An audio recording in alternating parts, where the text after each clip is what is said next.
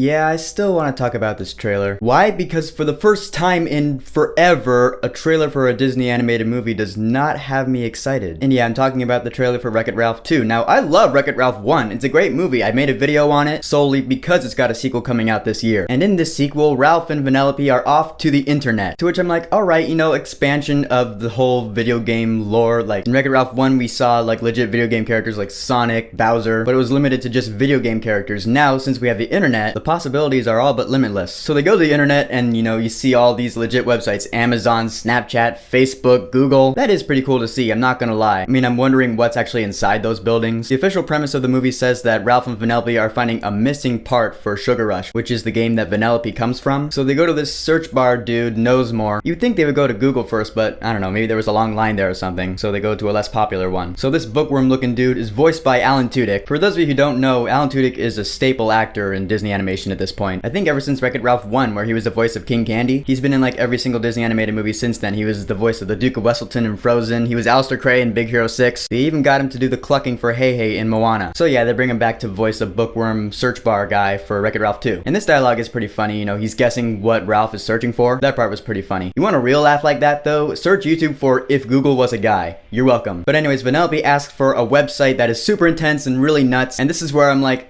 oh, this isn't good. Because apparently Knows More only finds one result, and it's Oh My Disney, which is kind of like a news website for Disney related stuff. I was like, really? I mean, the internet is huge. You all know this. I've been on Oh My Disney a few times. It's not intense in the slightest. There are some bad things on the internet. I mean, at least for a kid's movie, it can get more intense than Oh My Disney. I don't know, Fortnite. I recently started playing that.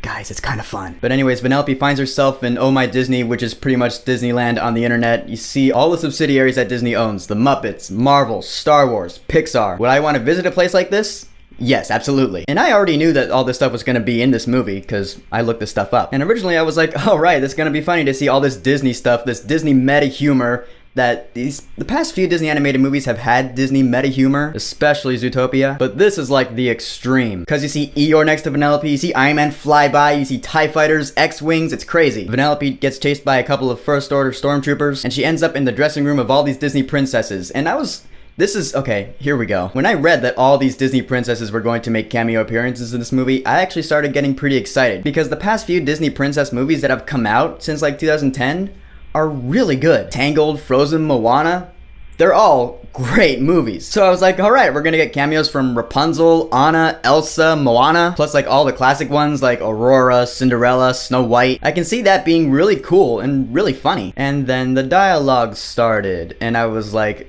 no, Disney, no. What kind of a princess are you?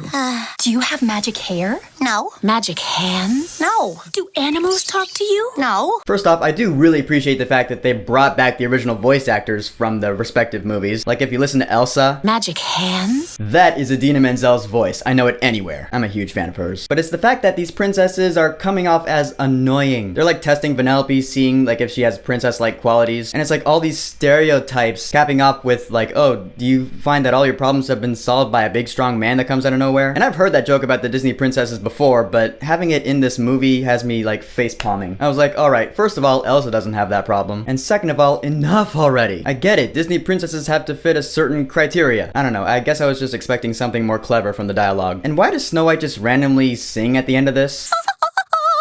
Why did she do that? It's just the bad kind of random. I mean, the dialogue that Ralph and Vanellope have with this new character, Yes, voiced by Taraji P. Henson, their dialogue isn't bad at all. So I'm hoping this little princess scene that I really don't like is just gonna be like one scene in the movie, and I hope the rest of the movie is just gonna focus on the story like the first one did. The trailers for Wreck-It Ralph 1, they showcased a lot of the video game stuff that we know, but it ended up being a really solid movie about Wreck-It Ralph and his journey. I'm hoping this is the same case here with the sequel. It probably will be, because there hasn't been a bad Disney animated movie in years, but I just wanted to talk about that princess scene because I just didn't like the dialogue at all. As a coworker friend of mine so eloquently put it, this trailer looks like Disney's stroking themselves. I get it though. I mean, merchandising, marketing, That's one of Disney's biggest strengths. This trailer is absolutely going to sell this movie. So I can't fault Disney for putting this scene in the movie. They're a business. I don't know, I guess I just needed to vent about it. I don't know if this movie's going to be as good as the first one. If I had to guess, I would say it most likely won't, but I'll probably still enjoy it. So the official trailer for Ralph Breaks the Internet, Wreck-It Ralph 2, the title of which I actually have no problem with. Have you seen it, and does this movie look any good to you? And, dear God, when will we get our first trailer for Aquaman? Whatever you think, go ahead and leave a comment.